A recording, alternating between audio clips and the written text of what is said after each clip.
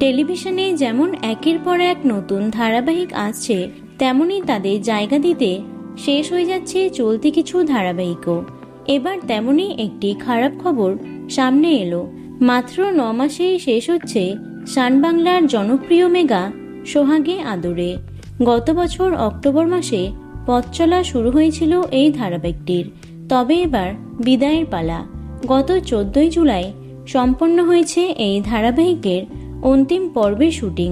শেষ দিনে নিজেদের আবেগকে ধরে রাখতে পারেননি ধারাবাহিকের কলাকুশলীরা। বিদায় বেলায় চোখে জল নায়ক নায়িকা সহ পুরো টিমের। এই ধারাবাহিকে অন্যতম গুরুত্বপূর্ণ চরিত্রে কাজ করছিলেন অভিনেত্রী অনন্যা গুহ রায়। গল্পে তার চরিত্রের নাম ছিল ডিনা। তিনি জানিয়েছেন, হ্যাঁ, আমাদের শুটিং পর্ব শেষ হয়েছে। এটা সত্যিই খুব ইমোশনাল একটা জার্নি ছিল। আমাদের এই ইউনিটটা ভীষণ ইয়াং ছিল এবং সবাই খুব হেল্পফুল। আমার অভিনয় জীবনে প্রথমবার এমন একটা ভালোবাসায় ভরা টিম পেয়েছিলাম।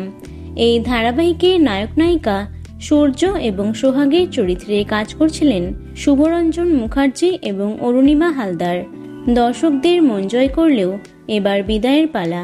জানা যাচ্ছে আগামী 28 জুলাই শেষবার সম্প্রচারিত হবে সোহাগে আদরে।